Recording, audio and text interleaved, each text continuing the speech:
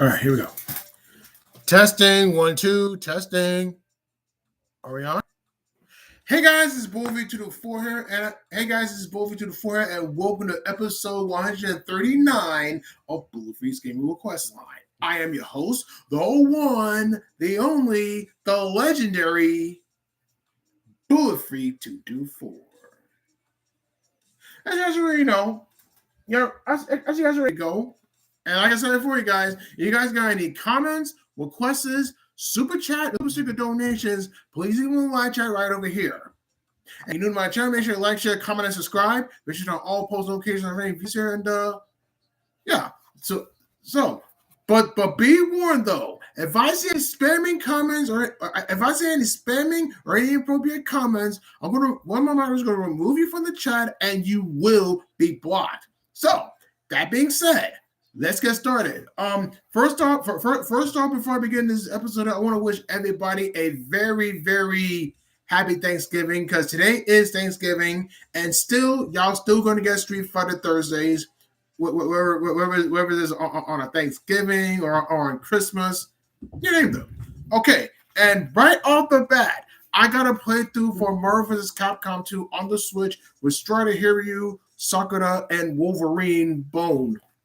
So let's go. So let me write this down.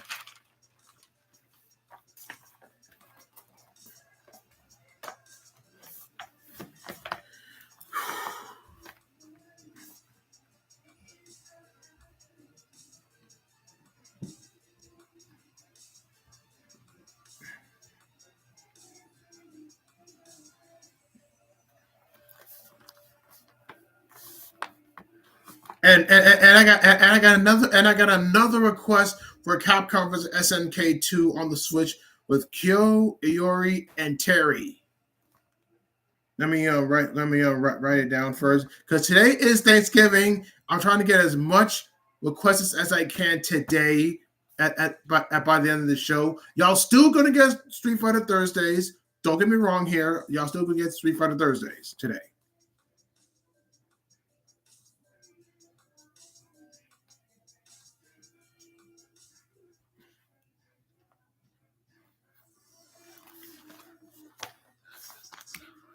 Okay, Chris Hunter says, I'm not much of a Thanksgiving person, but yeah.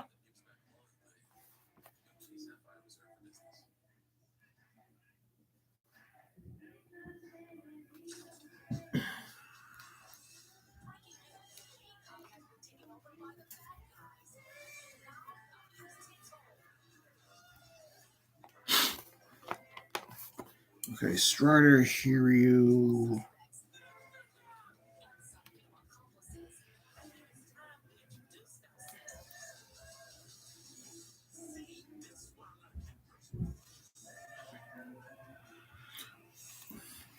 Okay. You'll be 33 by the end of November. So happy birthday to you, Chris.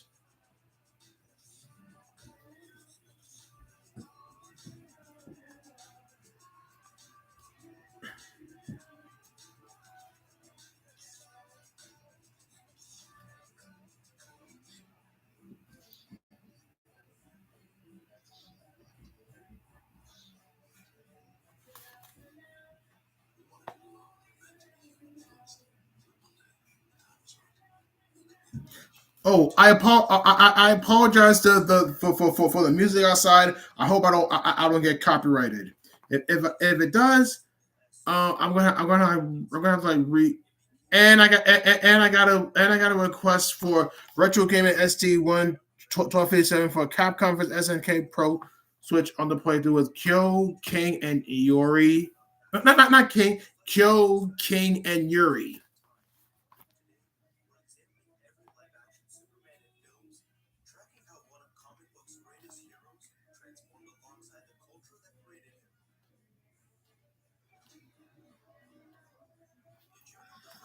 All right, what else? Capcom vs. SNK 2 on the Switch with Kyo, Iori, and Terry.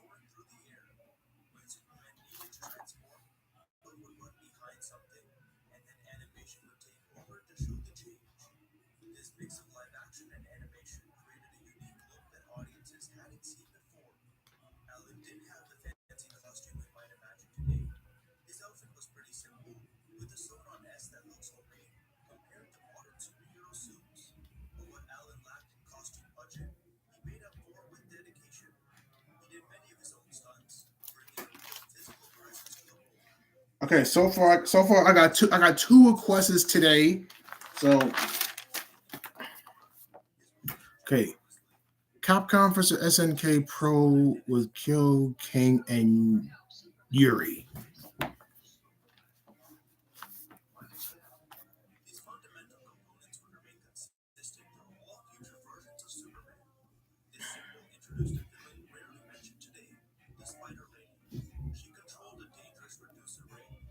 Okay, I'm gonna put out some Street Fighter 3 matches on.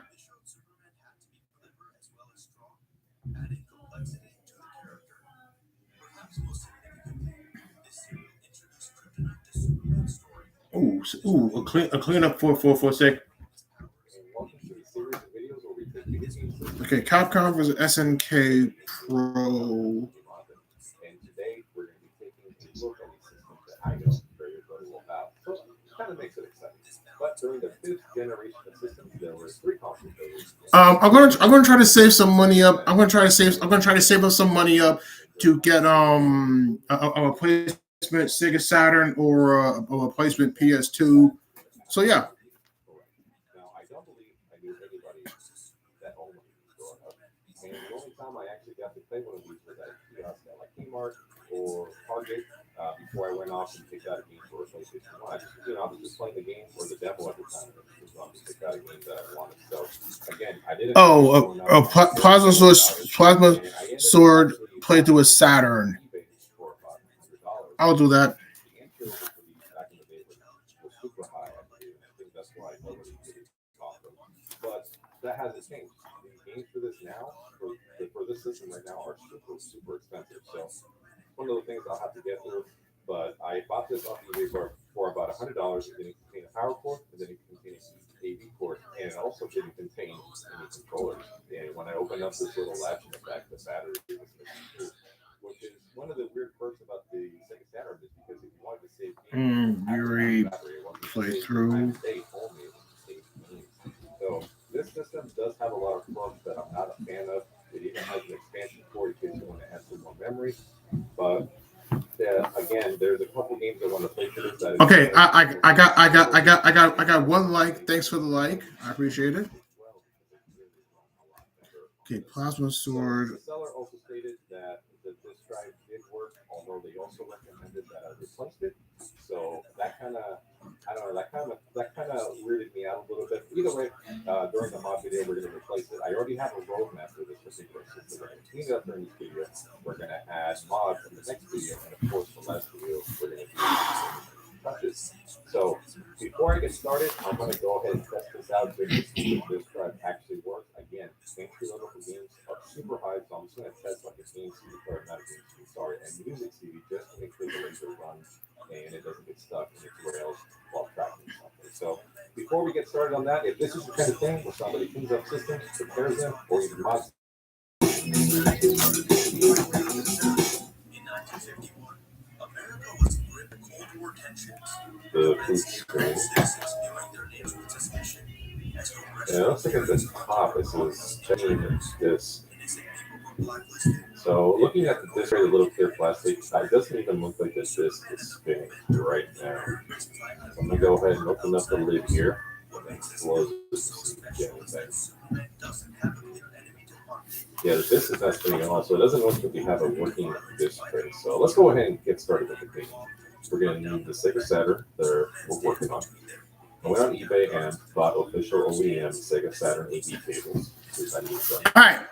All right. So I locked you guys in. I have 1, 2, 3, 4 requests so far. So you guys, if you guys are new to my stream, welcome. And for those that are coming back to my stream, welcome back. You guys got any comments, requests, super chat, or super sticker donations? Please leave them in the live chat right over here.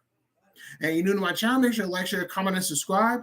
turn on all post notifications on Rain Reviews here, and let's keep it going. Today is Thanksgiving, you guys. I hope I want to wish everybody a very, very happy Thanksgiving. Hopefully, after Thanksgiving, it's going to be Black Friday, and you know I have to work on Black Friday tomorrow. So yeah, I'm trying to get a replacement. I'm trying to get a replacement Sega Saturn and so forth. Hold on, let me see. Lei Fang told me tag battle mode. Let me see. I still have them in my book. It's still up for grabs. Still up for grabs.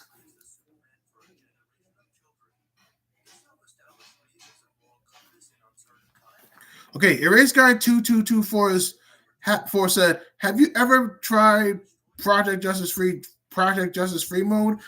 Actually, I did. I did a few playthroughs on the Dreamcast version, but not on the Switch version. So yeah.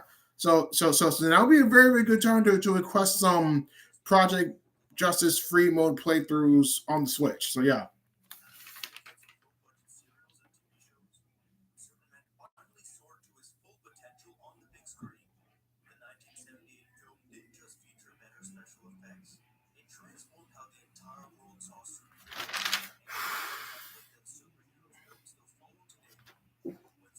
Which is also screwed down by like 4 screws, so there's going to be one down here.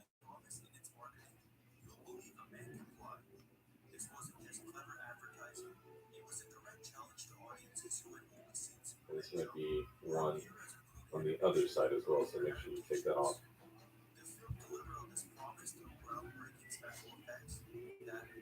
I apologize the music for outside because I tell you for you guys, I don't want to get copyrighted on this live stream here on this Thanksgiving. Area down. And there's going to be one other side as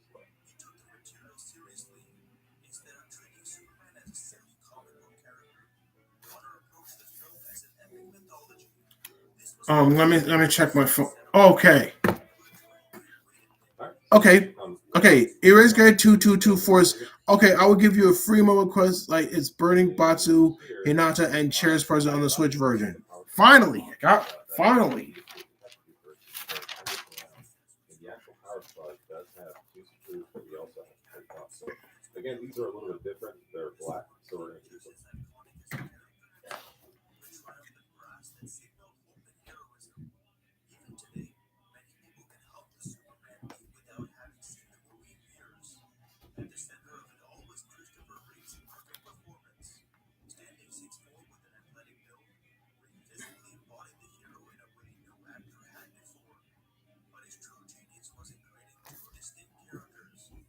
But this is the power supply.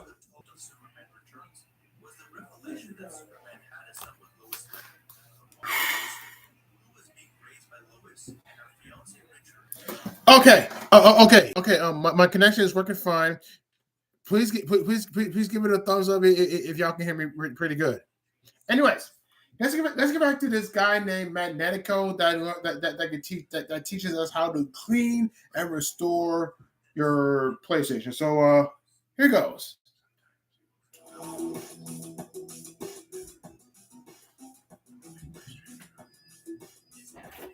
So let's see what we're looking at here. I just gave my book. Well, close the door. I don't want to get copyrighted. What book you're looking for? My book. Okay, you mean Captain Underpants? Yeah. Let me see. Where you put it? There. Where'd you put your brother's book? I don't know where it is. I never had it before. Skylar had it. Oh, Skylar had it. You should ask her. Skylar. I think she's out. Mm-hmm. Oh, whoa. No, that. Thank you. I thought you was looking for your book. Oh. Let me look for your book. I'm really sorry about this, you guys.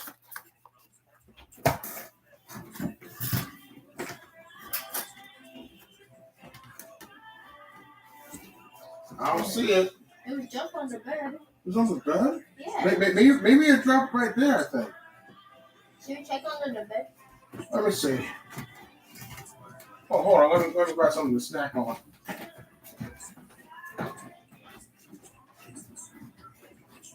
I got you.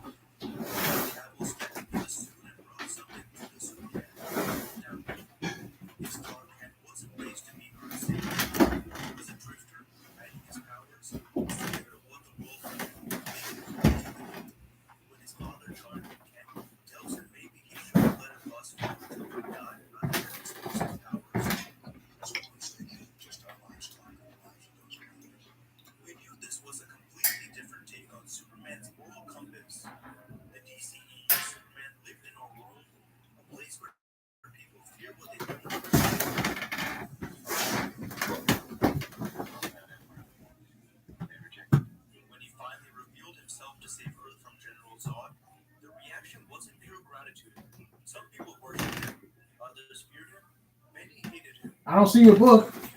It has to be in here.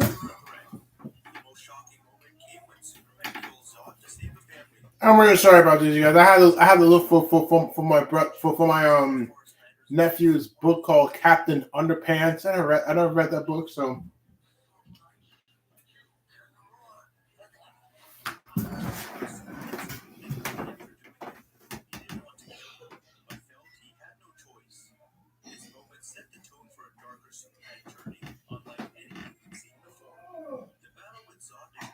It's not there.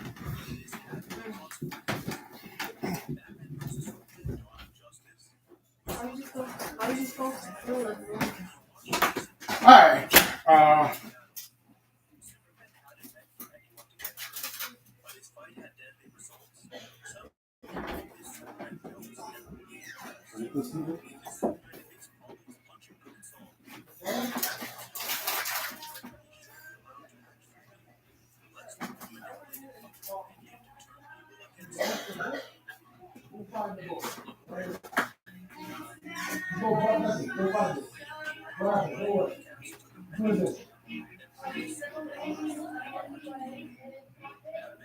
Who phone is that? What's yours?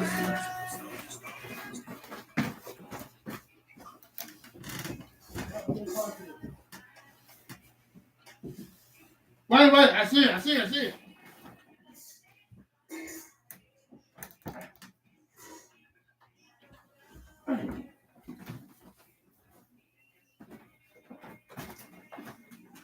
Got it. Put it in the bag.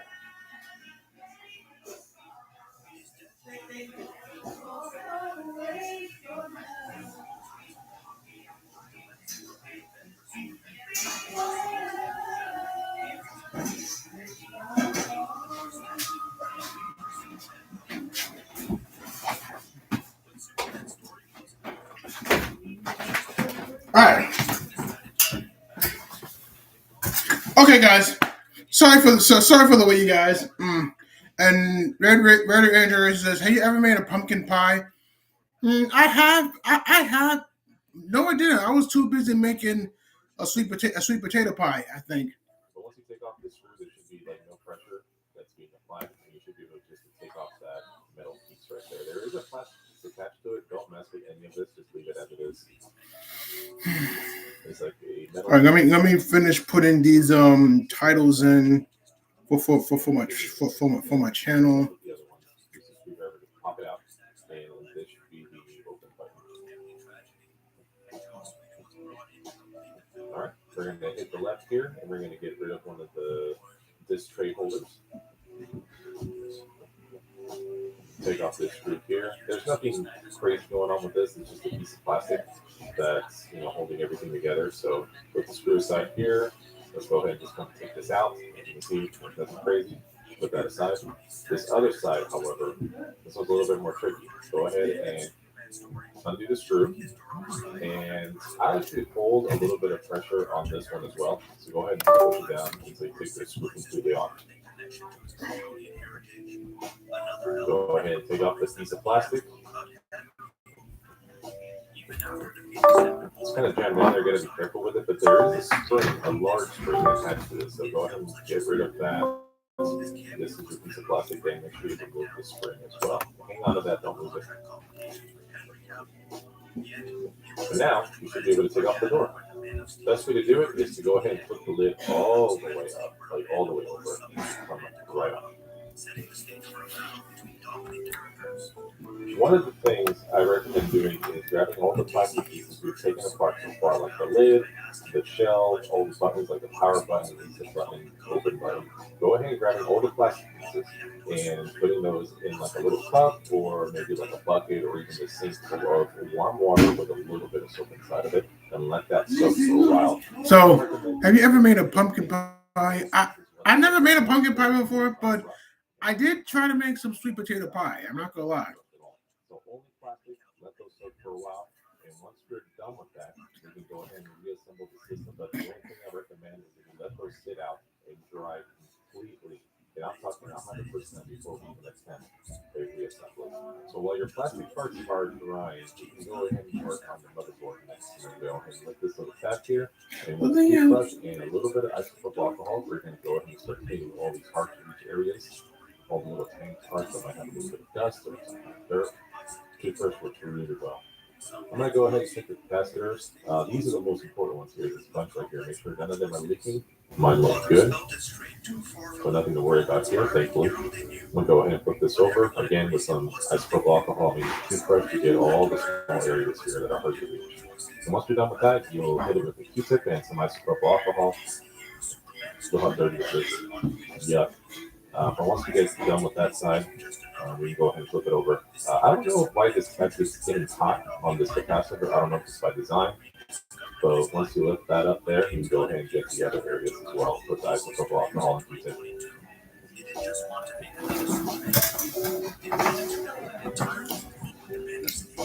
Next up is the power supply. And again, with the toothbrush, a little bit of isopropyl alcohol. Go ahead and clean the top there.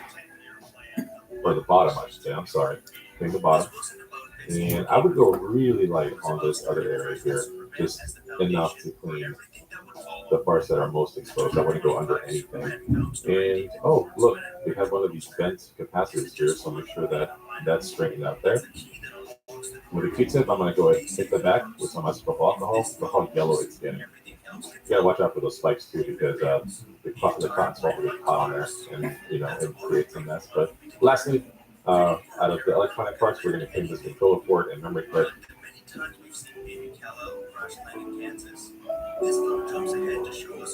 And this metal shell here, or the metal bottom here, mine's incredibly dirty, so I'm not going to spend too much time on this unless it's a different way that we can clean it, but I'll hit it with some isopropyl alcohol as well. And last but not least, the metal top there. I'm going to go ahead and hit it with some isopropyl alcohol as well. Hopefully you guys didn't watch this one, just to avoid any rust. Yeah, I think I have some rust going on right there, so I don't recommend watching this. Just use some isopropyl alcohol. Go ahead and grab the top shell, and it should be completely dry. There is some kind of like harder. To be honest, you guys, I apologize for the loud music outside. I hope I don't get copyrighted, because if I do, I'm going to take this down, and then do it again next Thursday. So I'm going to go ahead and grab the lid, and I'm going to go ahead and put this little knob into the plastic. Make sure it's all facing all the way up, and then close it like so. So at this point, nothing's holding the door together. Nothing is spring loaded. It's just going to stay there. So hang on to it as you're flipping it over. Then we're going to grab this piece of plastic here. Again, nothing exciting going on with this one whatsoever. Go ahead and put it into the shell, like so. And now the door should be held together. There's a bunch of like plastic dust on my screw here, so I'm cleaning that off. You don't have to do that. That's completely optional. But once you get the screw, go ahead and screw this piece of plastic. And now your door shouldn't be falling off every time you flip it over.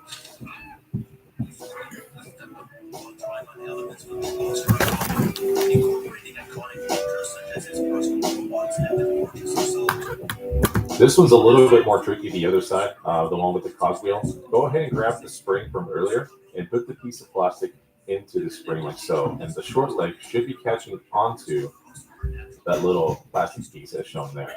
So you can see the long leg from the spring. That's the one that has to go in first into the shell. There is a slot for it.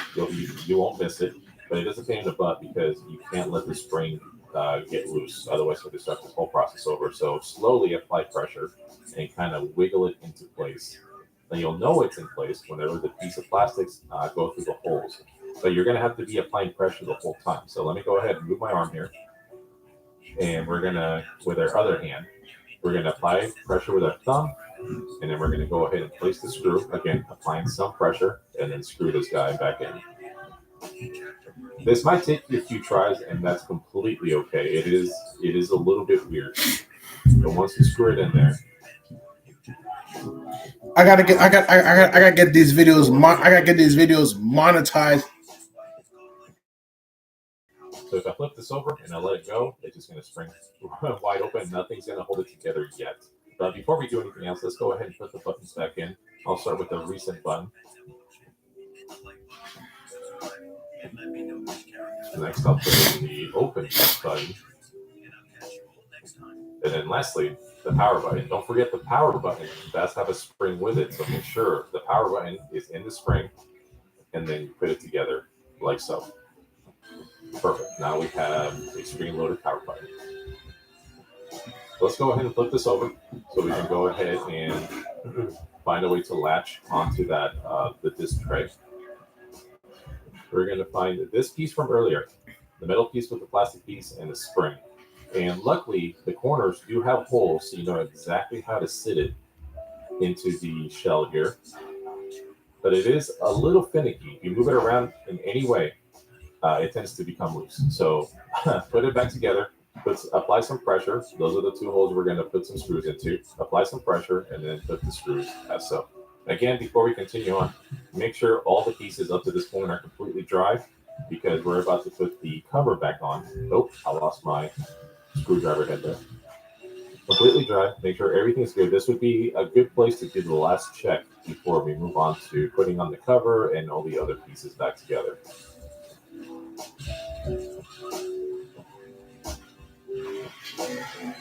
All right, so with this screw, the top shell is now complete. We go ahead and flip this over. As you can see, it's not opening anymore. We hit the open button, and it opens.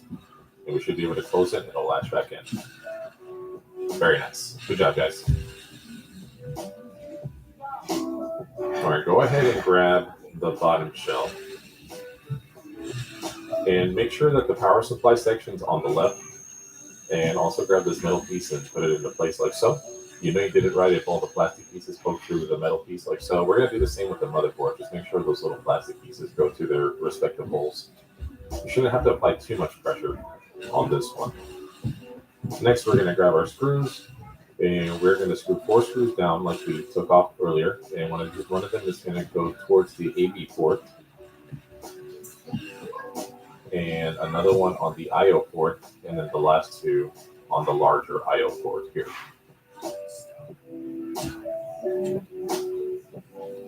Grab our metal plate.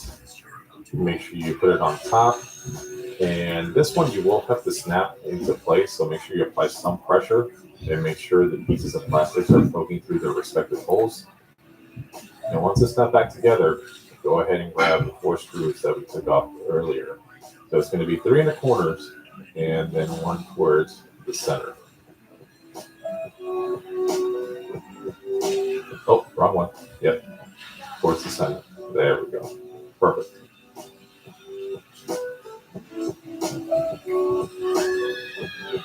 Grab the power supply, and remember when we took this off, we slid it away from the system. So to put it back on, we'll slide it into the system, and it should fit pretty easily. We're going to go ahead and plug the power supply to the motherboard so the system is powered on.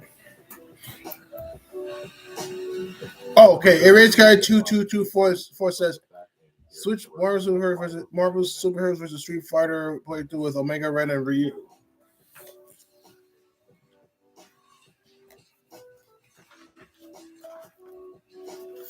And everything should be nice and snug. Look at that. I like it. Let's go ahead and grab the controller port next. And you have the option, you can screw it back in there, or you can apply the blue ribbon first. I tend to put the ribbon in first into the motherboard before I screw it back in, but it's up to you. We'll go ahead and put that in there like so, and then I'll just go ahead and place the controller port on the plastic, and it should be nice and snug. Once it's in place, you can go ahead and place the screw on the left. Oh, I lost my screwdriver header. And then go ahead and place one on the right as well.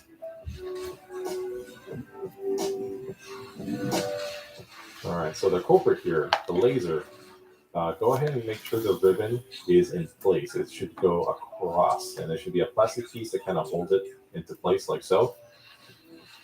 Also wrap the power under it. It should already be on its way there. The ribbon is the one that causes a little bit more trouble. But once you're holding on to both of them, go ahead and place the laser on top. So everything's routed. Everything looks good. Now let's go ahead and put the laser ribbon back together here. Nice and tight. And then we'll put the power back in as well. I did open up the laser. Everything seems to look good. There was enough grease on it. There wasn't anything that was that was eroded or anything leaking, or there was nothing disconnected, which is odd. So the only thing I'll do for this laser is I'll go ahead and clean it with a Q-tip and isopropyl alcohol. All right, I locked you in already. So I got 1, 2, 3, 4, 5, 6 requests I've did. It is super easy. It is super fun to do. Let's go ahead and finish this up here. We're going to apply the 6 screws that we took off earlier. Remember, 1 in each corner, and then 2 in the middle as well.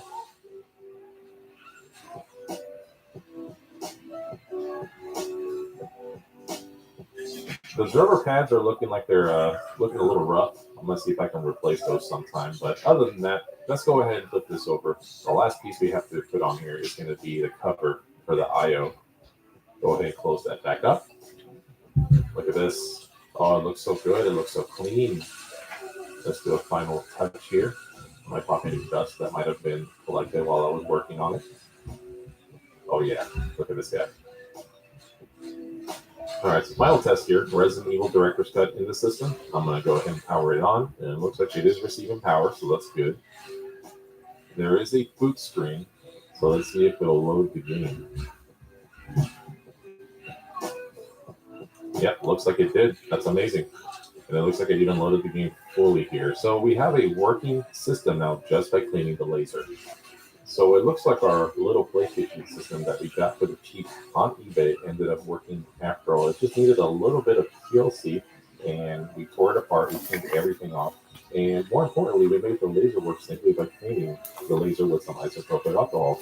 Now, I won't lie to you, the laser seems to seek the disc more than I'm comfortable with. Let me check my YouTube studio. So I'm thinking that the laser is gonna die eventually, but for now, this will be the system that I'll use to play a lot of my PS1 games, whether it's the Saga series or whatever else it is. It looks like this will be the one, but I know for a fact that laser is gonna go out. So until then, it looks like I can either look into replacing the laser with another one from another PlayStation, or we're going to mod it, and that is for a different video altogether. But I'm just super excited. I'm super pumped that I can play games on this. So if this is your kind of thing where, we tear down systems, fix them, mod them, whatever the case may be, make sure you hit the subscribe button. That way you're notified every time I post one of these videos. So until then, I'm going to play some Resident Evil some more. Thank you guys so much for watching, and I'll see you guys next time. Bye-bye.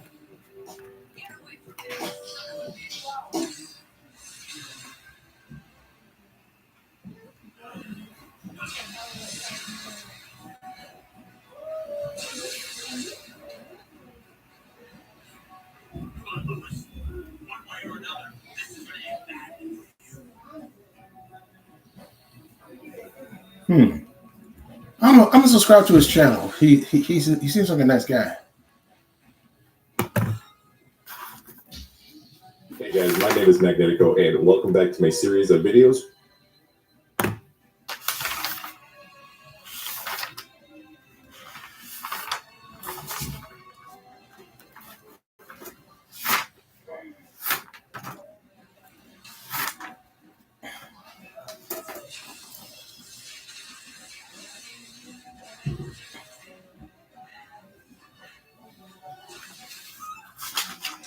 Okay. I got 1, 2, 3, 4, 5, 6 playthroughs that I got down. 1000 series PlayStations, and then the 5000 series on the right, which is the one we're going to use. And then the star of the show here is the X Station. All right, you guys, can y'all hear me now? Make sure you give me a thumbs up. It's super simple. It says X Station on it. It just looks like a really well put together. 0 people at this time right now. What do you mean? On the side. What side? Right there. You're live. Oh, right here? Yeah. 0. I have 0 people. I have 0 people not watching this stream here. I'm like, what the heck? So what's on the side for him? Well, for this? No, that. What? The text you. Oh, this one right here? That. Oh! It's the live chat. It's the chat. The chat. So the thing for me is going to be the system itself. You're going to need the tool set. Again, I'm going to link these in the description below, as always. You're going to need the soldering iron. Some flux. I use the non. It's actually how to clean and restore the Nintendo GameCube. Hello everybody, my name is Magnetico, and welcome to my series. Yep. No, one person watching. Yeah, it is.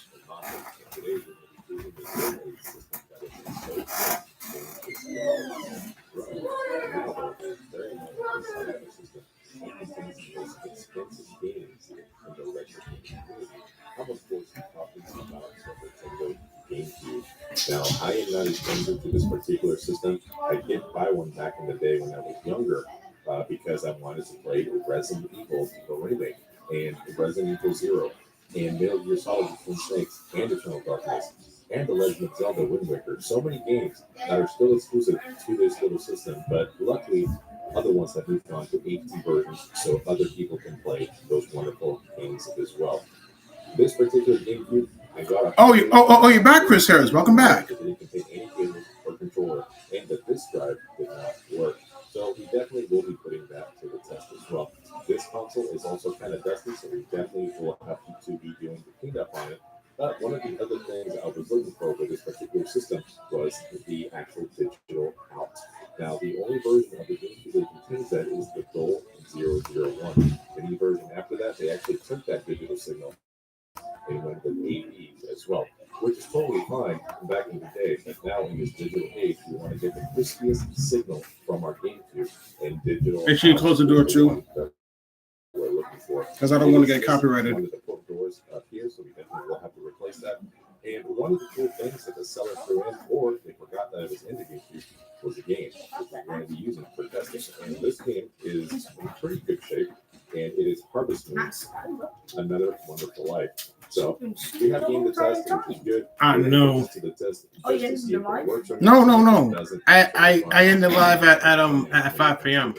How many episodes I'm going to make and what I'm going to be doing in this episode. So stay tuned for those. If this is your kind of thing, Let's see. Let me. PM? 5 p.m. 5 p.m. Make sure you hit that subscribe No, button. for us it's 3 p.m. Every time I post a video. 3 p.m. Let's get started. Yeah, 3 p.m. for us. Let's move to the bed. That's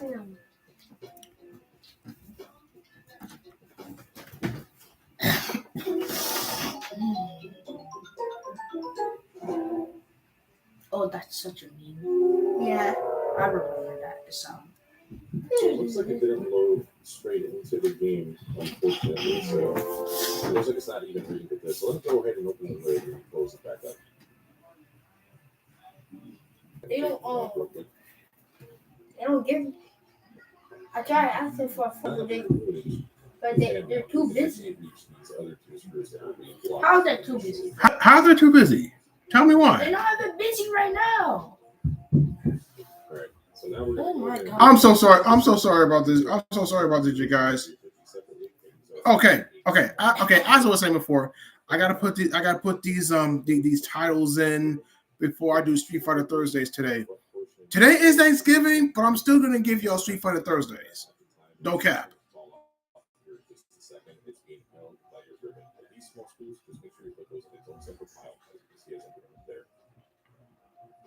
No cap. And with the system facing me, we can go ahead and remove the fronts here. It's held by a single ribbon, just make sure you pull it out gently. We're not going to work on this particular control port area right now. We are going to work on it on the next video where we replace the battery. We're going to work on my mod section. But for now, we're just going to clean it up, make sure it's clean. Hey, brother, what? You said one time you said can I have your phone number? I said yeah, and you tried to get my phone, and I said I would have them. Okay, Chris here says between fusion summoning and XE summoning, they're both broken. So Well, roll broken summonings. What about synchro summon? What about synchro summon? Pendulum summon, link summon. Bro, you didn't even tell me you didn't have a phone number. You should have said that before I tried to type in your We're number. not going to remove it right now. Once we do, it will ruin the thermal pads under zone. That makes sense. But for now, we're just going to go ahead and remove the entire motherboard from the system itself. So so the last time I put my phone was right near the place where my dad was.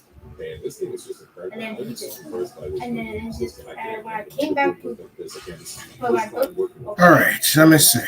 my phone was not there anymore. Probably fell in the couch. How your phone fell on the couch? Where's the system? Where's the system now?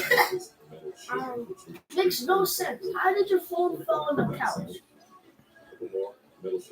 Chris here says they're good too.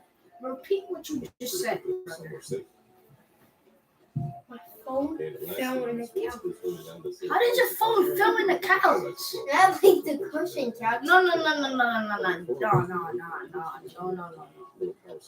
Put some sense in that. How does your phone fall in the couch?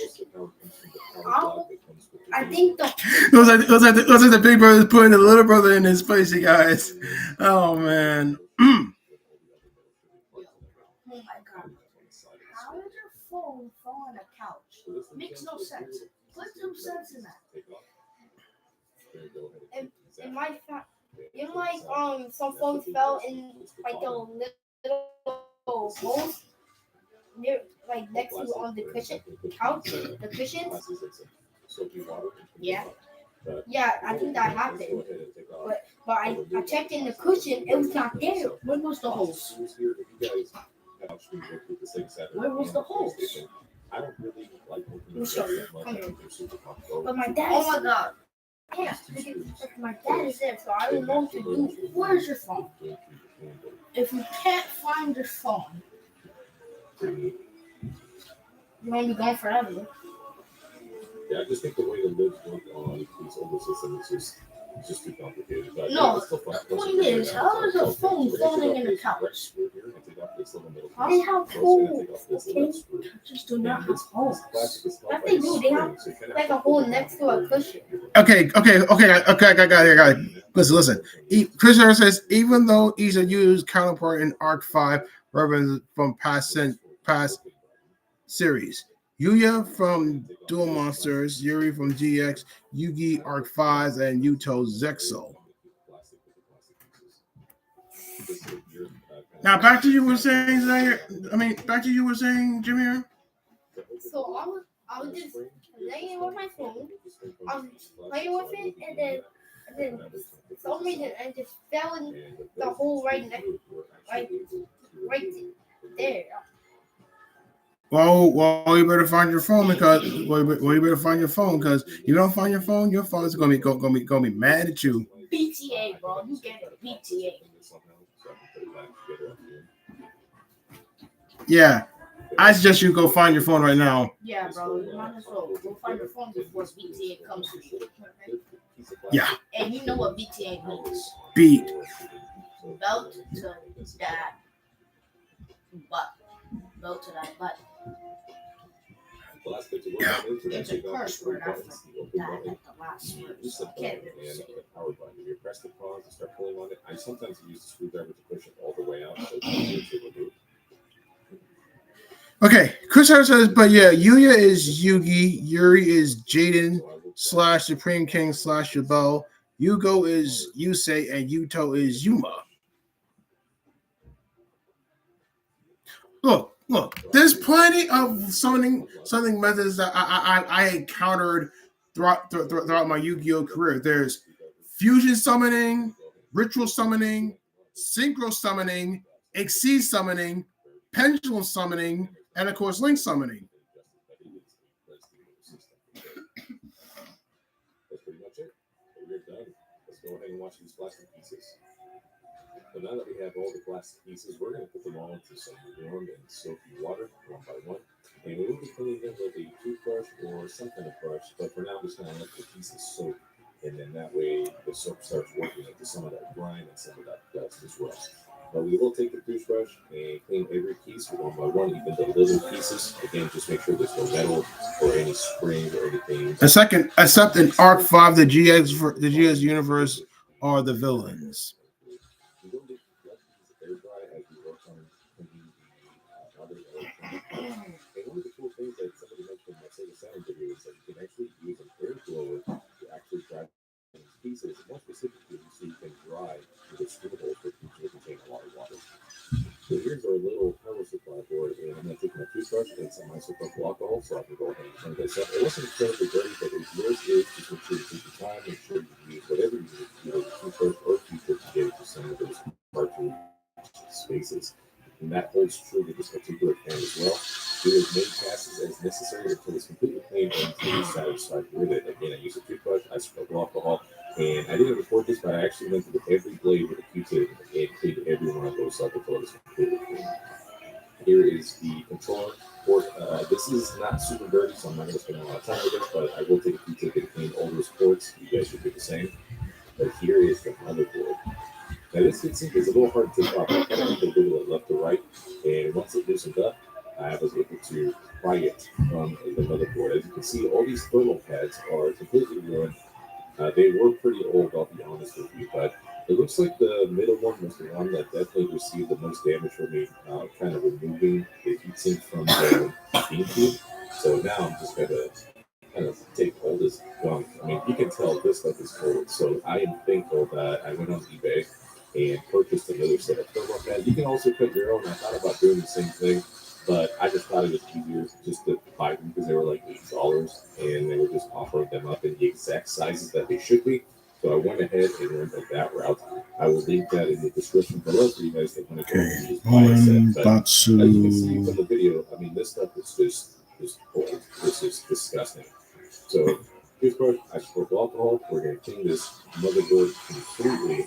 And the way to clean the actual chips that where we took off the thermal pads from is I'm going to take a Q-tip and isopropyl alcohol and do as many passes as necessary until they're completely clean. It took me several passes to get all the dirt and all the residue from the thermal pad. So here I am cleaning the back of the system with a toothbrush and isopropyl alcohol.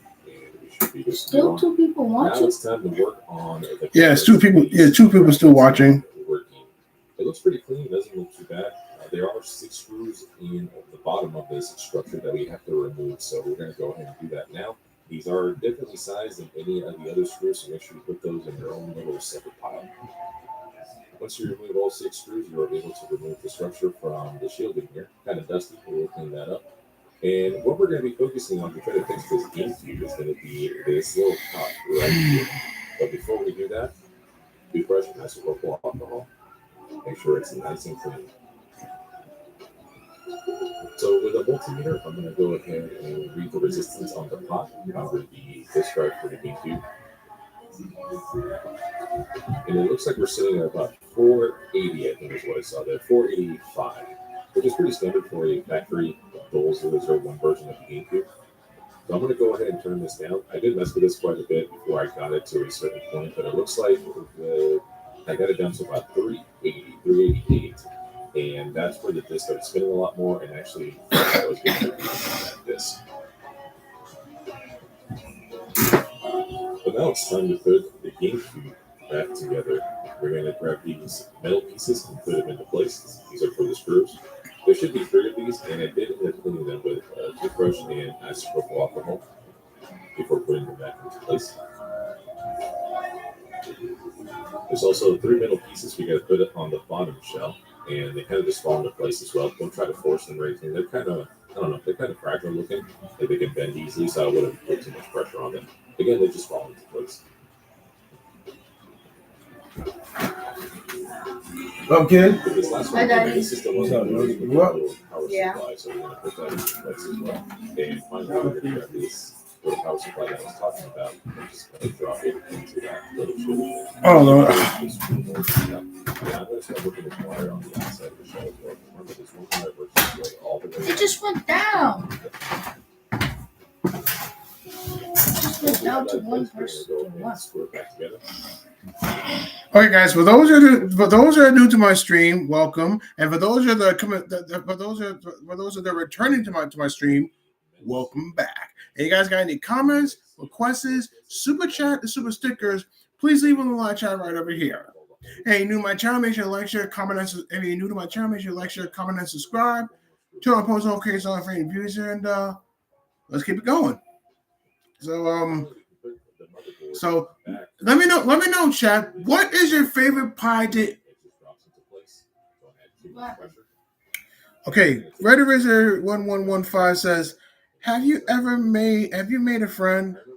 Of course. I introduce myself all the time. Yeah. My nephew is my friend. And then probably some more. He has thousands of friends.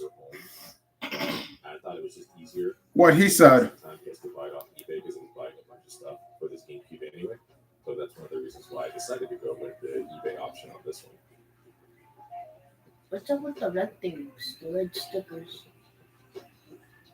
I kind of try to drop these in the middle, just because whenever we put the heatsink on top, Why are you putting the red? Oh, wait a minute. Push them, The red stickers. spread. So the more center they are, the better.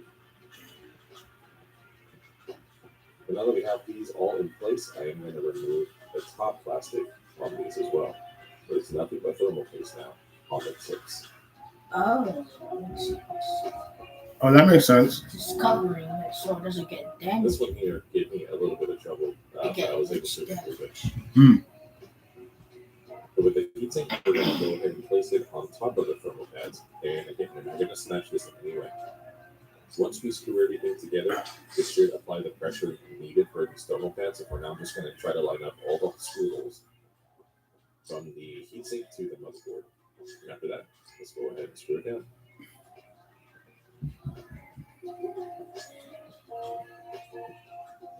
Yeah, make sure it was nice and tight. And with this little brush, I'm just going to remove any extra dust I might have collected while I was working on this. Everything's nice and thin. Finally, we can put the disc assembly back into place. Again, this thing is huge. This takes up so much of the GameCube space that is ridiculous, but it's pretty cool. I am going to start with the back of the system when it comes to screwing everything back together, and then I'm going to work on the side that does not have the fan. It should be 9 screws so far, 4 on the back and 5 on the side. Now we're going to start focusing on the fan side as well. We're going to put these 3 screws here into place before we put the fan on. And look how clean this fan is. I spent a lot of time cleaning this. Again, you guys should definitely do the same just to make sure you have a nice clean system. And once you put this into place like so, we can go ahead and screw down the last two screws that go on the sides.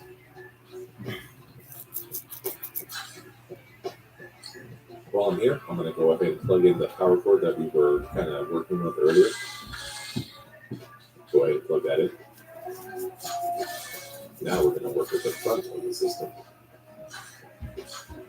These little metal pieces that were kind of fragile, that bend easily, we're going to put those into place. Just match the holes with the screw holes and they'll be fine. And this is where we take these little seating screws and we're going to put these back into place. There should be 4 of these.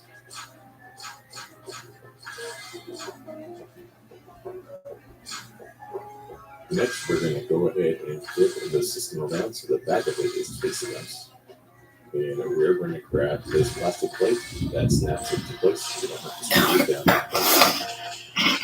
We're going to go ahead and put this to the side because we're going to grab the controller/memory card cord and attach it with the ribbon to the system.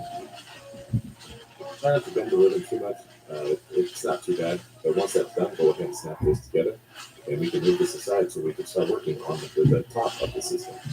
And we're going to go ahead and grab the lid and put it back into place. We're going to go ahead and put this around. We're going to start working on screwing down all the little plastic pieces that we took off earlier. We're going to start with this one. This one is by far the easiest one to work with. I'll show you guys a little bit of a close-up on how to set it into place. This one's not very hard. Once it falls into place, it's not too bad. You'll know it's nice and flush. But with that down, I'm going to go ahead and grab the screw and just kind of make sure this stays into place. The next part we're going to be working with, that's the one that gave me by far the most trouble. It took me several tries to get it down. But we're going to take this gear that fell out earlier, and there is a little slot for it right next to the other gear for the door. And these gears do work together. But once you drop it into place, it should be matching up with the other gear, like so. This is the part that gave me the most trouble. So we're going to take this plastic piece, and we're going to grab the spring that came with it and put it in place like so. There should be the leg sticking out like that. Now the hard part about this, and I'm sure there's an easier way to do this, but the hard part about this is you have to put this into place with the spring pressed. It's open. And it was really hard to show you guys. Mamas. Oh, she is out like a light. She's gonna be up all night. She's been sleeping for the past hours. Come on, man. Get up, baby. And fly across the room. So I'm going to go ahead and put the screw You in place. can see it on. Here's a close up here of what the final product should look like on the left side. As you can see, as soon as I let go of the door, it starts opening up automatically with the spring. First piece of plastic, we're going to grab the other spring and feed the lid with this little slot. That should allow you to place the spring into place. With a little legs to feed. This is part of the mechanism. Sam, close the door, close the door, close the door. You want to press the leg against the GameCube wall. Okay, as I was saying before, you guys, Super odd design. gotta get Street Fighter Thursdays done. So And there should be another one that we have to put on the other hole for that plastic piece. Oh, I hit at the top of the system by accident. Sorry about that. But with the other screw with the washer, that should complete the hardest parts about putting the top of the system back together. Thankfully. oh wait, that's Zair's phone. What the hell? Alright, so as you can see, the lid no longer opens.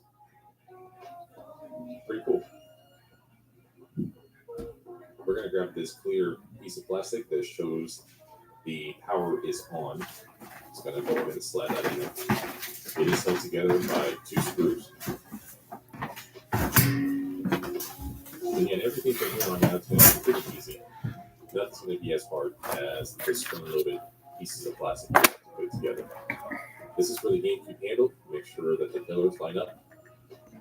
And it is held together by 2 screws, one on each side. One of the pieces that I forgot to mention throughout this video is this little dust catcher. I actually forgot it even existed, but it fell off. So I ended up cleaning it with some soapy water, very lightly with a toothbrush, and it turned out just fine. Now we're putting it back into place. We're going to flip the cover over, and we're going to start working on the buttons. We're going to start with the open button first, because I want to go ahead and test it. Make sure 1, it's 2. not working. Looks like everything's good. Next, we're going to put the reset button. Not much we can do about that one right now. And lastly, the power button. I'm kind of tempted to test the open button one more time just to make sure everything's working fine. Here we go. All right, looks good. We're going to grab the bottom portion of the system that we were working with earlier. Now we're going to go ahead and apply the lid. It should slide right in there, as you can see here, nice and flush. I'm going to go ahead and flip this over. We're going to be putting in the 4 screws and the port covers. So screws first.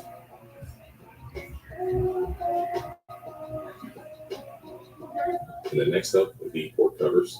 I was missing the high-speed port, which is the one at the top. Again, I bought a triple pack on eBay that included all 3 that were OEM. At least that's what they claimed. And if they're not, I can't tell the difference. So everything looks pretty good. Lastly, we're going to put the Nintendo GameCube logo back into place. I didn't buff it, but we might work on that some other time. For now, good little GameCube. All right, ladies and gentlemen, it looks like we were able to completely clean our GameCube. It is now spotless and it is ready to go. Unfortunately, the only bad news is that I was not able to fix the disk drive. I actually went back in and actually disassembled the entirety of the disk drive assembly, and I re-greased it because that grease was looking pretty old, and so the laser can move easier by the rails.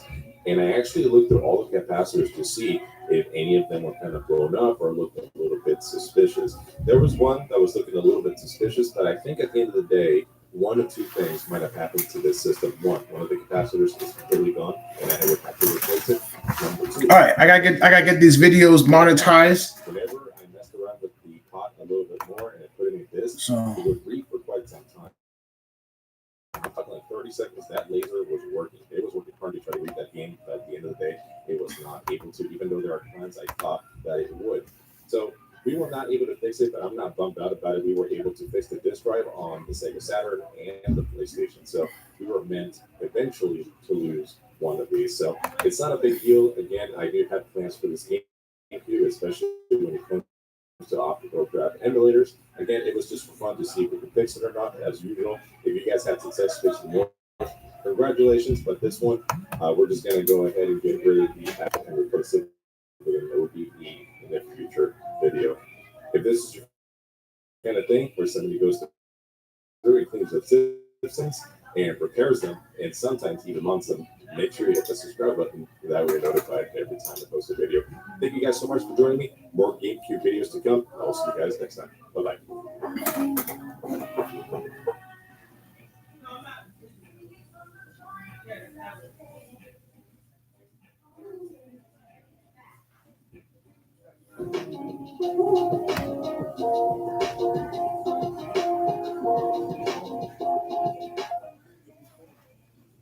Guys, Magnetic here, and welcome to my series of videos where we take video game systems, we clean them up, repair them if need be, and sometimes we mod them. And today we're going to be taking a look back at the GameCube that we repaired in the previous video. Now, we weren't able to repair the disk drive, but we were able to clean it up completely. And if you remember, I actually bought this GameCube with disk drive not working with the intention that we were going to mod it in the future, which is exactly what this video is all about. What we're going to be installing into this GameCube is going to be 3 mods total. The first one is going to be the big one. It is called the GC Loader. The GC Loader lets you boot up GameCube ISOs in the same way that the X-Station lets you boot up PlayStation games, or the Fenrir Duo lets you boot up Sega Saturn games. That is what we're going to be implementing into the system, which I'm really excited about. The second mod is going to be a silent fan mod, which is not a requirement, but I highly recommend it because it will make your GameCube run. Wait, y'all leaving right now? So we're not leaving. Oh, Going to the autism. you're going to Auntie house? Yeah. Replacement mod. The GameCube is infamous for not letting you replace the batteries. They solder the What? battery to gonna drop actual some battery food. casing, Oh. which was kind of bizarre. But with this mod, we're able to replace that casing and replace it with one that you can switch batteries in and out. Where you looking for your phone? Yeah. It's right there. Plus years old now, so we definitely need a battery replacement for sure. I am super pumped and I'm super excited to add all Yep. these mods to this GameCube. And I do want to apologize and let you guys know that it took super long to make this video, but I was doing the research, I was buying the parts, and also having those parts get shipped to me, which made it take a little bit longer than usual. So again, my apologies, but hopefully you guys are enjoying all the other videos that I have on this channel.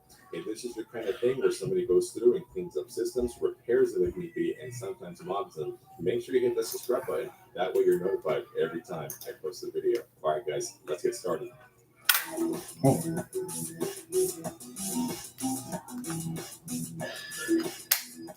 For this project, you're going to need the Nintendo GameCube. You're going to need a silent fan mod. That is optional, but I highly recommend it. A battery replacement mod. Some tools so we can do our work. I'll go ahead and link all the items in the description below as always. You're going to need a soldering iron, a solder remover. You can always use the solder wick braid as well, but I just bought this, so I wanted to try it out. You're going to need some solder.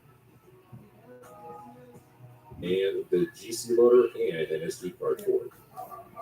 Now that we have all these items, we can start work on the actual GameCube itself. We're going to go ahead and flip it upside down and remove all the port coolers. I do have a video describing how to clean up and tear down the GameCube completely. So you do a complete cleanup. That is in my previous video that you guys can check out. Otherwise, we're just going to go ahead and open this up immediately. There's going to be 4 screws at the bottom. Once you take those out, you should be able to flip this guy over and take off the lid with no problem.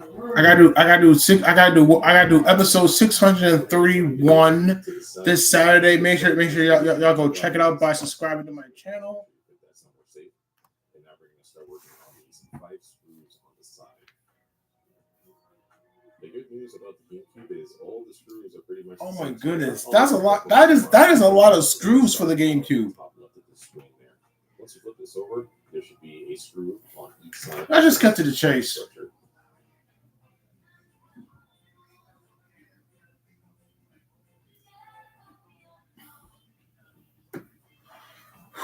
Looking fine. I'm going to create a folder called Games, and the GC loader only reads ISO games. So if you happen to get one that's like a different file format, you will have to find a way to convert it to ISO, because otherwise it will not work with the GC loader. You could use a Nintendo Wii that has homebrew, and that is modded to back up your GameCube discs. But this video is not going to focus on how to acquire those discs. So for now that our SD card is ready, let's move back over to the GameCube.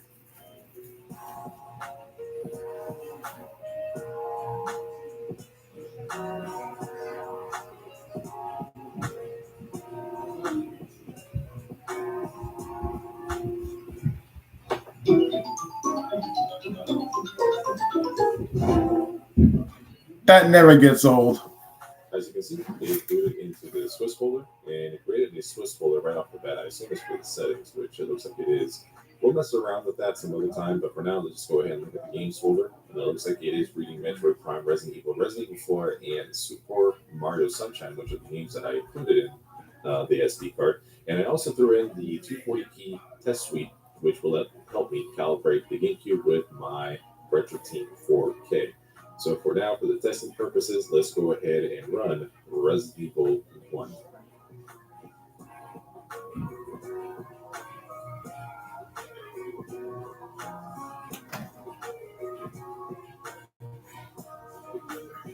Capcom.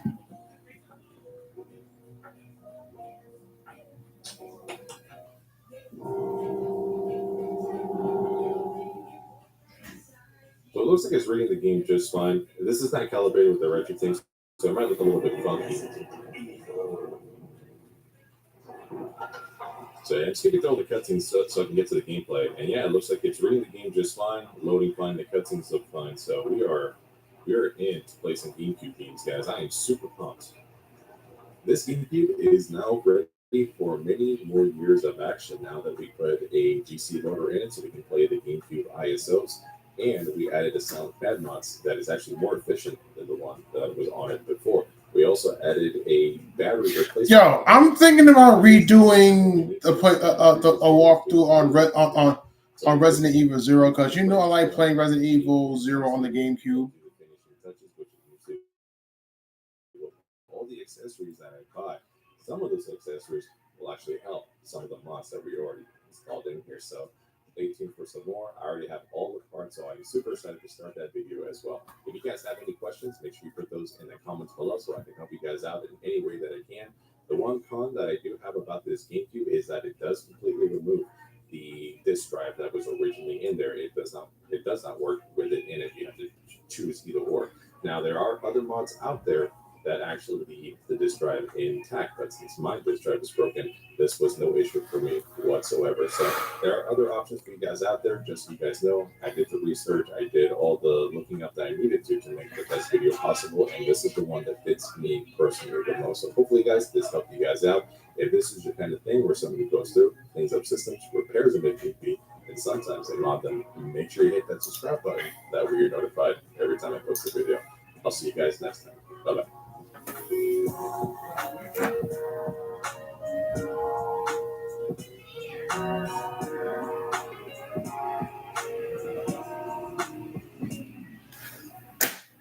Hey guys, my name is Mac Diddico, and welcome back to my series of videos where we take video game systems, we clean them up, repair them if need be, and sometimes we mod them. And today we're going to be taking a final look at the GameCube that we've been working on for the last couple of months. This is the same one that we cleaned from top to bottom, and the same one where we installed a fan mod, a battery mod, and the GC loader so we can play the games off an SD drive. As usual, this is going to be just a video where I show you some of the final accessories that I get so I can complete this system, start playing it, and then start recording videos on my gaming channel as well. So I'm really, really pumped to get this finished. Hopefully you guys have enjoyed the GameCube journey. And if this is your kind of thing where somebody goes in and cleans up systems, repairs them, and even mods them, make sure you hit that subscribe button. That way you're notified every time I post a video. Let's get started.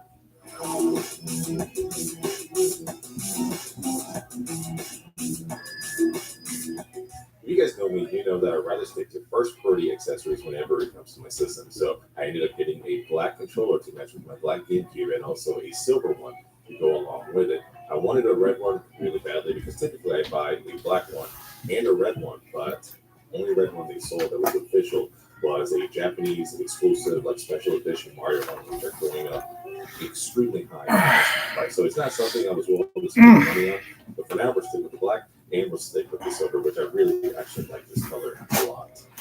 Another first-party accessory I got for the GameCube was memory cards, and I ended up getting the black ones, which actually have a little bit more memory than their silver or gray counterparts as well. I know there's memory cards out there by third-party companies that have a way more memory, but I ended up going with these. Actually, okay, guys, it's 4:30. Now will be a very good time to donate some of your super chats and your super stickers. So here we are on the GameCube menu. Let's go ahead and hop over to the memory card. It looks like the second one doesn't have anything, but it looks like the first one does. And oh my goodness, look, there's a lot of games here. Lots of rare games now. Let's see, we had the Zelda Collector's Edition, where we played Majora's Mask, the original Zelda, Ocarina of Time. Yeah, Paper Mario. Lots of Resident Evil 4. Wow. Whoever had this actually put a lot of time and work into this. It would absolutely stink if somebody were to delete all this. I would feel terrible. Now that we deleted everything inside of these memory cards, I can consider them the fresh memory cards, and now they're ready to go whenever I need them. This next item is going to be a little controversial, and before we start typing in the comments below, let me explain. There's only so many solutions that are available for the GameCube whenever it comes to getting the best video out other than HDMI mods. And one of those options, which from my research I consider the best and number one option, is going to be the Carby. However, the website for the Carby, which is Insurrection Industries, have been sold out for a very long time. Other resellers like 8-Bit Mods or Castlemania Games, they've been sold out as well, and I haven't been able to find one other than eBay for about $200 to $250, which is the same price as an official Nintendo GameCube component cable. Now, I will get that component cable one day. That is one of those like grails, if you want to call it. But I'm not paying that for another item that I can possibly get in the future once it's back in stock. So for now, what I ended up going with is going to be this component cable from Retrobit. And I know this is considered like not that great. This is considered one of the not the worst option, but not the best option whenever it comes to that. I know there's a lot of people that are going to tell me, "Oh, this is just a clone of this and that." Well, listen, aside, this was $50, and I actually $50 for several reasons. One, Yo, it's a good thing I play my GameCube games on the Wii, so that can save me a lot of time. the Xbox and the PlayStation 2 all have component cable options. And until the until the Party is available, this is probably what I'll stick with. And number two, I actually like this. Not better, I wouldn't say I like it better than the component cable. But I like this because it actually includes all the prongs needed. The GameCube component cable, the official one, for some reason doesn't include audio out. You actually have to plug in the component cable and an AV cable in order to get that GameCube audio as well, which I thought was a really, really weird design. But other than that, this is what I'll go with. I played with this. I used this on my RetroTink 5X and my 4K, or RetroTink 4K, and it looks great. There is nothing wrong with it. I think people just kind of turn their nose up on it because it's not a Carby or it's not, a great option. But I have gotten some really sharp, really great picture out of these. So if you guys are wanting to wait for a Carby or don't want to spend an absorbent amount of money, this is actually not a bad option. I actually am comfortable saying that I recommend this. Other accessories that I got for this GameCube include the Game Boy player, and I am super pumped to have one of these because I never grew up with one of these, but now I can play all my Game Boy Color games and Game Boy Advance games, and also record them before I play them. Actually, I ended up recording my playthrough for the Game Boy Color in my gaming channel using this same item. So I've already tested it. I can tell you guys here on this video that they do work with flashcards, including the easy flash versions of flashcards and the flashcards as well. So a great item to have. If you are using a GC modem, you do not have to get this with the disc. You can just download an ISO of the Game Boy. Okay, Marvel vs. Capcom 2, Silver Samurai, Strider Hero, and Hayato. Interface, which I think is superior when it comes to playing the Game Boy Advance or Game Boy Color games. We'll talk about that a little bit later. But in order to accompany this, I bought a controller for the Game Boy Advance. But you can use the GameCube controller just fine, but I ended up getting one of these. That way, it only has a set amount of buttons, and it just feels a little bit better, especially with that big A, whenever you're playing some of these handheld games on the big screen. So I definitely recommend one of these. Again, I'll just go ahead and link these in the description below. Lastly, I normally don't talk about this in the videos, but I think I'm going to start doing it only because it's usually like a search, and you usually have to wait for the right moment on eBay to get one. But I ended up getting an official GameCube box with all the inserts and then the manuals as well. So I normally don't talk about it. I've already had this for a minute. Typically, like when I'm making videos or like thinking about making videos, I'll get on eBay and buy them ahead of time. But now I can finally use this and put the GameCube nice and safe inside of this box as well. So now that we have all the items that we need, let's switch over to our workbench so we can go ahead and install some of these other the accessories that we got. For this project, we're going to need the Nintendo GameCube, the screwdriver set and the bit so we can open up the system. I'll go ahead and leave a link in the description below for you guys. Optionally, a shell from Laserbear Industries for the fan. And if you buy the shell and the fan, it does come with this adapter as well. Here is the SD card adapter from Laserbear Industries. And to finish it off, the Game Boy player. So here is the GameCube that we've been working on for the last couple of months. I'm going to go ahead and flip it over and remove the bottom panels. It still looks really clean. I'm really happy with the way this GameCube turned out. So as usual, we're going to go ahead and take a bit. And all right, long playthrough. If I play long playthrough, it's going to suffer some disc issue, some disc issues on the Wii.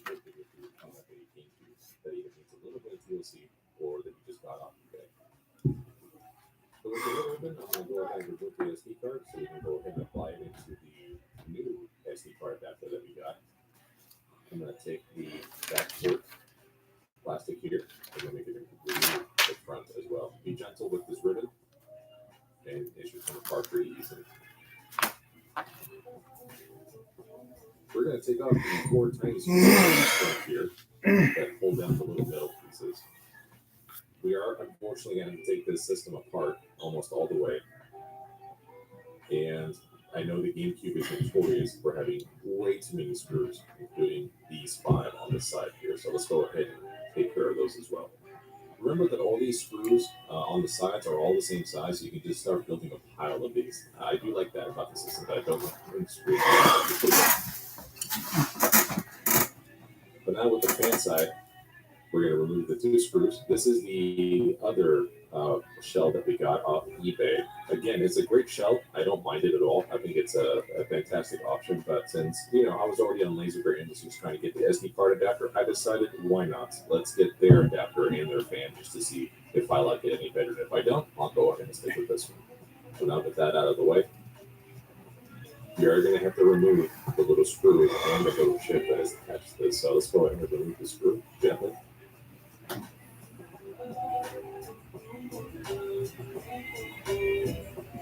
And now that we freed the screw and freed the chip, we can go ahead and remove it and put it aside so we can go ahead and apply it in the other shell that we got from Laser Bear.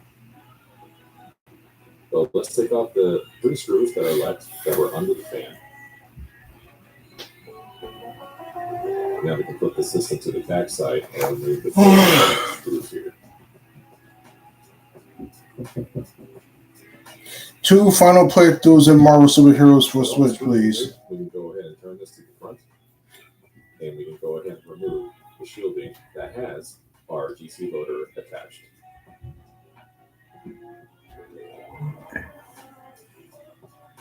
So we're going to take the bottom portion and just kind of put it aside. We are going to be working with this shielding for the remainder of this video. We're going to do a little bit of prep work though with this SD card adapter. So these screws that come included with this adapter, we're going to go ahead and take those off.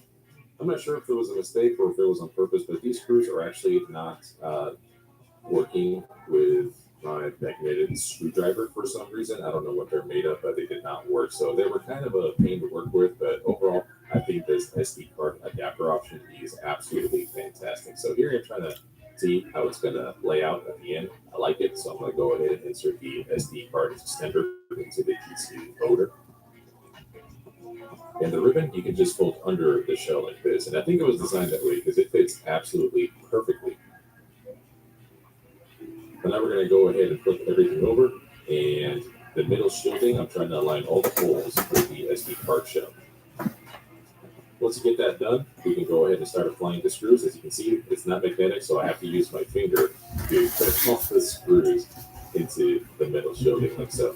And I do little by little. I don't try to screw them all in at once, just because it is a 3D printed item. So I try to be careful and try not to break it. But at the end, this is the final product. Looks good. So let's go ahead and insert the SD card. We can take the bottom part of the system, and now we can go ahead and apply the middle shielding that has our 3D printed shell now installed.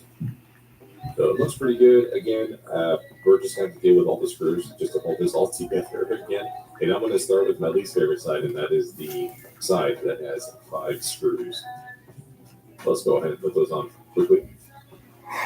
Now I'm going to flip it to the back side and install the 4 screws that go there. I'm leaving the fan side for last on purpose because that is the next part we're going to start working on.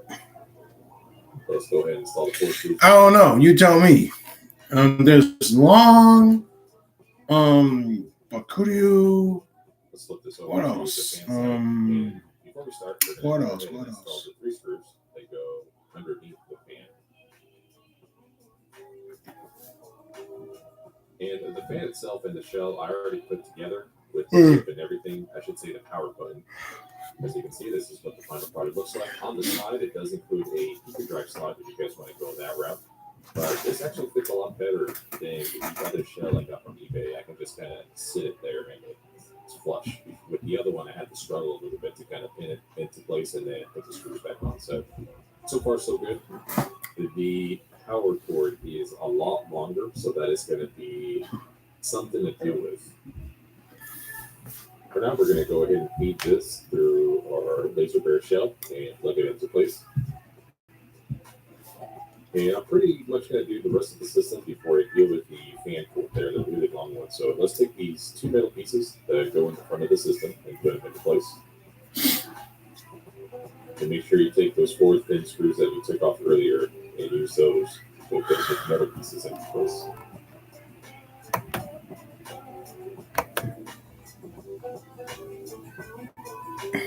Once that's done, I'm going to go ahead and put this over, and we're going to take the plastic piece from the back and snap that into place. Let's flip it over to the front one more time. And this time we're going to take the controller port and the I gotta try to get at least one super chat today, you guys. One super chat.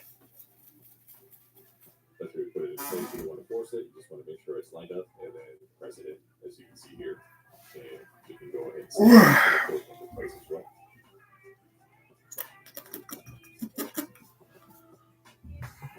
Now it's finally time to deal with this. So let's go ahead and plug it in. I just want to see how much length I have to deal with once everything is connected. And it looks like I have a lot of length. I'm going to try to fold this over a few times and just kind of put it to the side of the system. I'm going to try to the side and the back just to see which one I like better. So here I am. I'm not zip tying anything yet or making it official. I'm just seeing what it looks like at this point. And I don't really like it on the side. I think I'm going to stick to the back. So let's try that out. So here's the finished product with the cord zip tied to the back. I'm going to put the shell on just to see if the door gets stuck. Hopefully it doesn't, and if it does, I can just finagle it, or I can switch it to the side. That way I have a smooth opening door with this GameCube. So let's press the open button.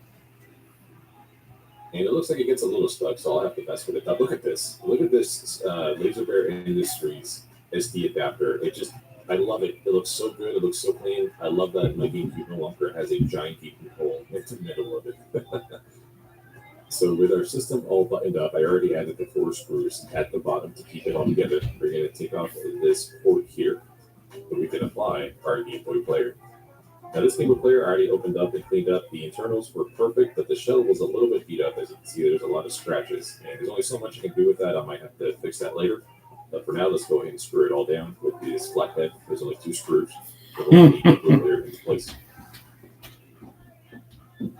Once you have those, we can go ahead and put this over, and our GameCube is now, at least to me, it is complete. I am so excited to have a complete Game Boy player GameCube. I've never had that growing up, and I am super pumped. The setup for the Game Boy interface is extremely easy. It's only a couple of steps. Let's begin by taking the SD card from our GameCube into our computer. Once we do that, this is the files that are in there. We're just going to create one new folder, and we're going to call it GBI. You can do uppercase, lowercase, it doesn't really matter. I'm just going to keep my lowercase for now. Go ahead and open up that folder, and the next thing we're going to do is go to Google and search Game Boy interface. And one of the first sites you'll see is this GC Forever. That's the one we're going to need. This is basically I hope that I will collect all the Bloody Roar games, including Bloody Roar 1 and 2 for the PlayStation 1, Bloody Roar 3 and 4 for the PS2 in the future. But I got to focus on getting a replacement Sega Saturn, a PlayStation 2.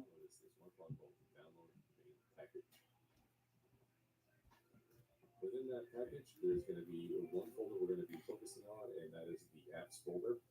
And depending on how you want to use your Game Boy interface, these are different options. This is the basic one. This is the high definition. And I don't remember exactly what this one is. It's not one that I use very often, but typically people stick with the high definition or the Game Boy interface original. So if you have a GC digital, you can actually use some of these depending on your setup. If you have a VGA cable, if you have a direct component cable, you can use an OSSC. These are definitely great options to go with. But since I'm using kind of a weird setup, I'm using the Prism component cables and a RetroSync 4K. The one that I found that works the best. I did that. I did that one already. So I'm gonna have to cancel that. But the problem is not getting any views. So I'm gonna have to delete that. So definitely a testing endeavor. Yeah. But if you're using the same setup as I am, this is definitely the way to go. So let's go ahead and take out the SD card from the computer and put it back into the GameCube.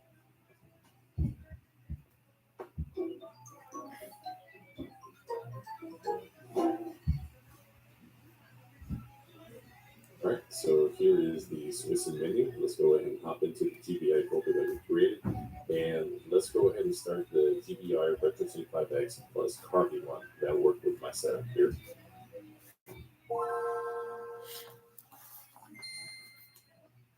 I have the flash card already inserted into the Game Boy player, so it should load right up. And the only game I have right now is this Dragon Ball Advanced Adventure. I actually have a lot of fun playing this.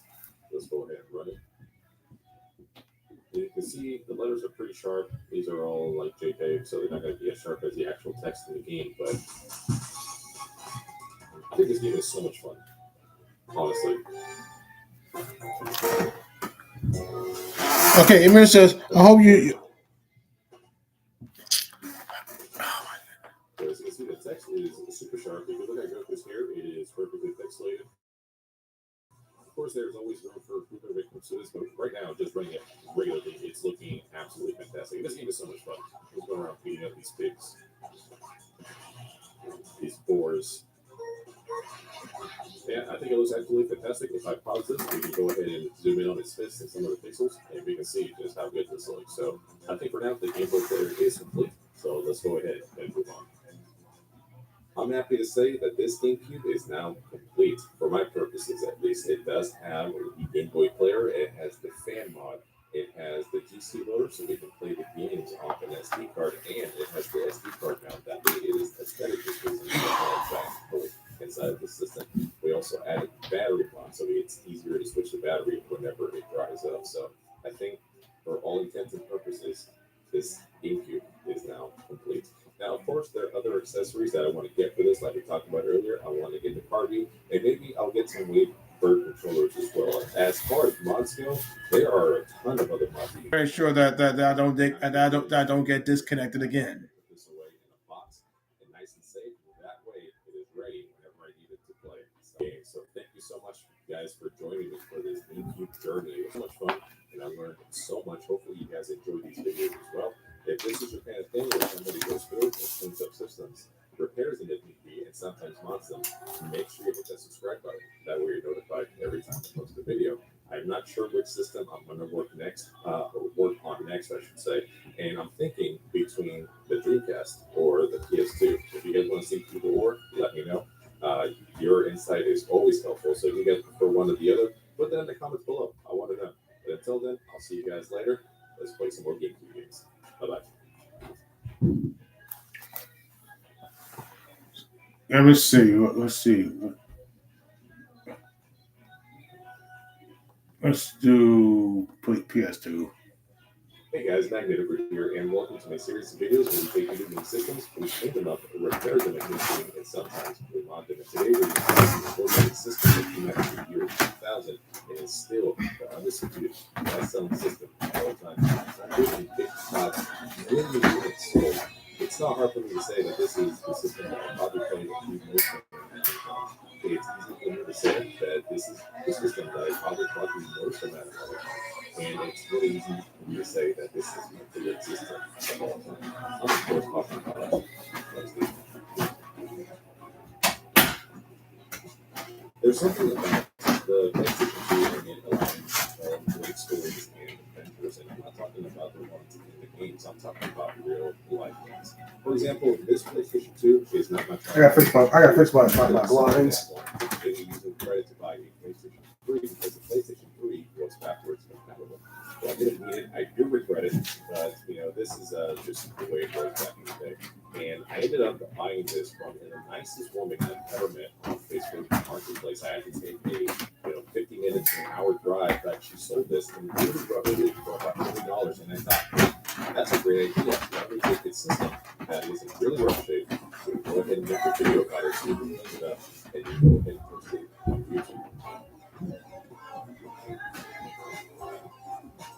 That leads me to my second adventure with this system, because I ended up cleaning this over a year ago, and I ended up recording all the footage, and it was, I'll be honest with you, it was an absolute disaster. There were so many mistakes. The footage was pretty much unusable because I had to keep going back and fixing things, and I actually almost gave up making YouTube videos because of this very system that I'm holding in my hands right now. It even though it was a great idea, I was a lot more inexperienced when it came to disassembly systems and putting them back together, and I was just not as patient. So all that footage was just unusable. All right. We got about 52, 53, 54, 55, 56, 57, 58, 59. Yep.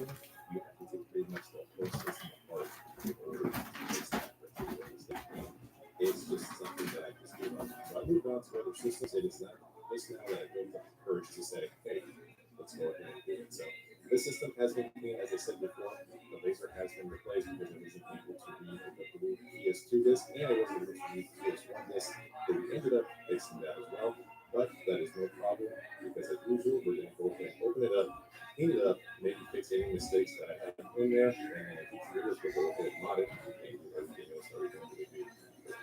So thank you guys so much for joining me. Before I start the video, any comments below, please let me know whether you have interest in your PlayStation 2. I would love to hear them. If this is your kind of thing where somebody goes through and cleans up systems, prepares it for you to do, and sometimes make sure you hit the subscribe button. That way you're notified every time I post a video. Let's start the cleanup.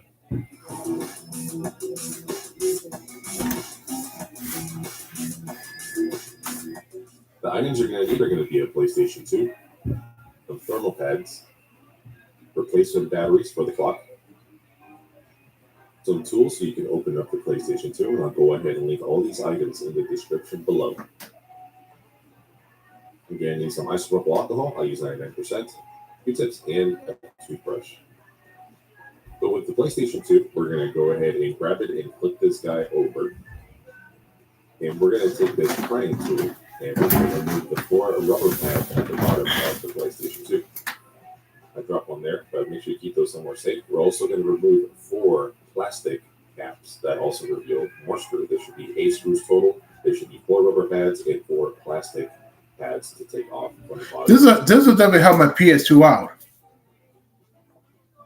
Because I haven't played my PS2 for quite a while now, you guys. The screws should be shorter, and 4 of the screws should be a lot longer. And you can just keep these somewhere safe. But once you take off the 8 screws, I'm going to go ahead and flip this guy over again. But at the back side, before I open up the lid, I'm going to remove the expansion bay door first. Keep that somewhere safe. If you have a sticker here, make sure you remove that and peel it gently. But once that sticker is removed and removed all the screws, we can go ahead and lift the lid. First thing I'm going to do is I'm going to go ahead and take out the power and a reset button, or reject button, I should say. It's all 3, but we're going to go ahead and take out that little ribbon and put this somewhere safe. Next, we're going to take the 2 back screws off, and then the 2 front screws here for the controller port area.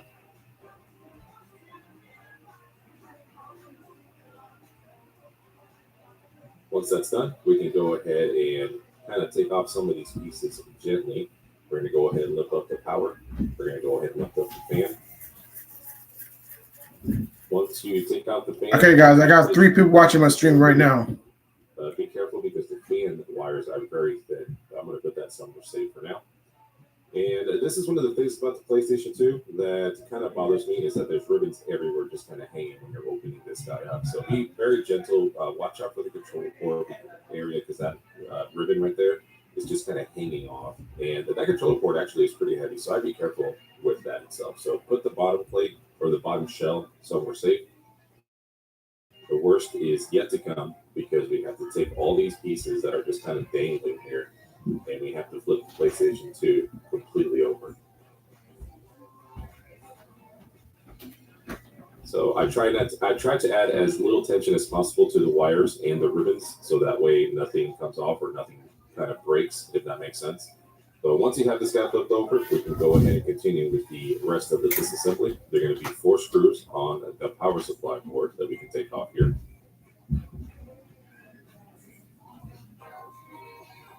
With that, we can go ahead and lift the power supply, which should still be attached to the cable. We can go ahead and remove that cable if we want to, and put that somewhere safe. Next, we're going to remove the hard drive enclosure. And now we're going to remove this piece of plastic here and make sure you put all of this somewhere safe. 9 screws hold the metal shielding of the PlayStation 2. It could differ depending on your version of the PlayStation. 2 of the screws are different, so make sure you remember where they went and put the screws somewhere separately. I'm going to take this prying tool so I can go ahead and remove the disk drive from the rest of the board here. There should be 1 large one in the front and 2 smaller latches in the back. Before I take off the metal shielding, I'm going to go ahead and remove the fan. And again, just be gentle because the wire, especially in my version, is very thin, and I'm always worried that I'm going to break that particular wire. And now that that's done, we can remove the metal shielding from the PlayStation 2, revealing the board. Looks like my controller port ribbon fell off, so while we're at it, we're going to go ahead and remove the rest of these ribbons from the board. Lots of ribbons on the PlayStation 2. One of my least favorite things about disassembling this system. Here is the power button and eject button. And I'm going to flip this board gently away from me, well, depending on the orientation that you have the PlayStation at, but I'm going to go ahead and remove this ribbon from the board to the disk drive. Now we can put the disk drive somewhere safe. But here is the PlayStation 2 board. It's super interesting to see because this is one of the launch models here. And I'm kind of messing with the thermal pads there. They're incredibly hard, so they probably are going to need some replacing. This heatsink here, we're going to go ahead and pry gently. Okay, we got 1 minute left, guys. 1 minute. Here. This blue thermal pad is work I did a year ago when I was working on the PlayStation 2. There is no harm in grabbing these versions. I am going to replace this thermal pad with a more efficient one, but these are 6 watts per meter Kelvin, which is probably exactly the same version what the PlayStation 2 originally used out of that. All right, you guys. That's going to do another episode of Bulletfreak Gaming with Questline. I hope y'all enjoyed it. Don't get a like on my videos, leave a comment, share, and subscribe to my YouTube channel if you guys haven't. Make sure you turn on all post notifications on for any new videos here.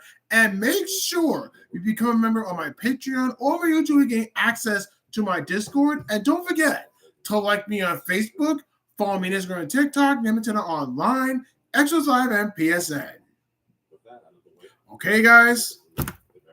Hold on. Oh, wait, hold on. Oh, see you guys next time. Peace.